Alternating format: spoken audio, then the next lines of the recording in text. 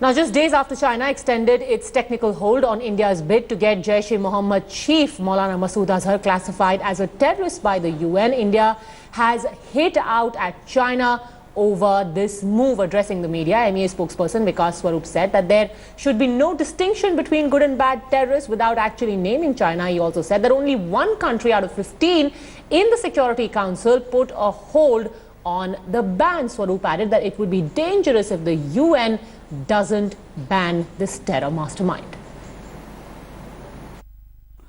We conveyed to the committee that it is expected to proscribe Masood Azhar under the 1267 sanctions regime on the basis of our submission. Such a designation would help send a strong signal to all terror groups across the world that the international community is no longer going to pursue or tolerate selective approaches to terrorism. Distinction between good terrorists and bad terrorists is fallacious and counterproductive.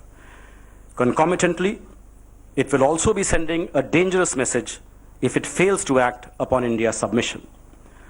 I understand that this issue is also being taken up with the Chinese government. Gaurav Sawant joining us on the phone line on that story. Is this the strongest language you've seen used by the Indian government, Gaurav, not just against Pakistan and China, but also the United Nations for its inability to get a ban on this terror mastermind? Padmaja, Vikas Swarup, Additional Secretary and Spokesperson in the Ministry of External Affairs, hit out not just at China, but also at the United Nations Security Council for failing in its duty. He said it's very strange that while Jaish-e-Mohammed as a terrorist organization is banned, but its leader and most active leader, Masood Azhar, is not. And he also hoped that he did not name China, but he said the country that has put a technical hold on proscribing Jaish-e-Mohammed chief Masood Azhar would realize that this cannot be a political issue and has to side with the entire world. The entire world has to be united against terror to send a message that the world is no longer paying just lip service to combating terror, but actually acting upon it. So, China and Pakistan came in for strong criticism because there was also criticism of Pakistan on the issue of Hafiz Mohammed Saeed, a designated global terrorist holding a meeting, Defense of Pakistan meeting, where Pakistani senators and members of their parliament were present in that meeting, and Hafiz Mohammed Saeed was addressing them, Padmaja.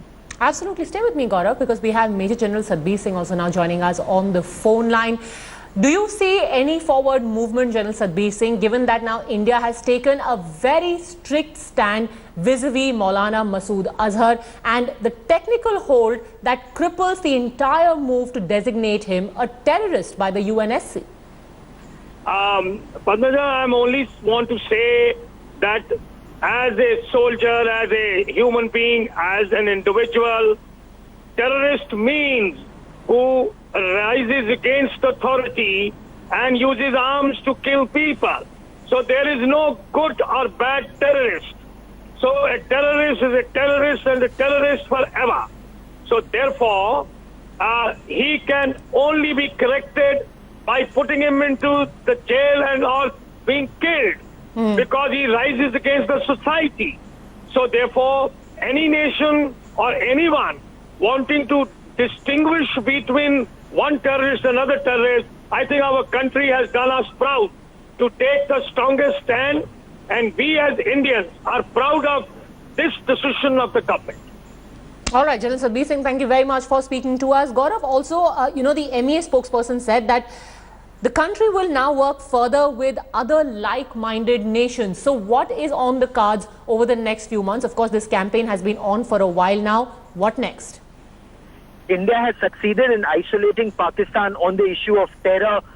If we were to talk specifically of SAARC, while he said India is committed to SAARC but will work with like-minded countries and isolate state sponsors of terror. So Pakistan will have to abandon terror and move forward with all the nations. But at an international stage, he also spoke of India seeking reforms in the United Nations because United Nations, and especially the Security Council, is still mired, as he said, in the 1945 Cold War mindset. It does not reflect the changing world. So, the UN General Assembly should have more power, one vote per country, more democratic.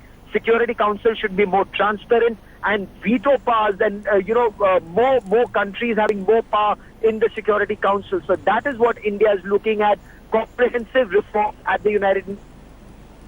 So it's a three-political hold that China has been put. Now, will China then be able to give out, and will China be able to explain why it wants Masood Azhar not on that banned list? To explain, or post-December, China will have to accept what the entire world wants. All right, Gaurav Sawant, thank you very much for joining us on that story.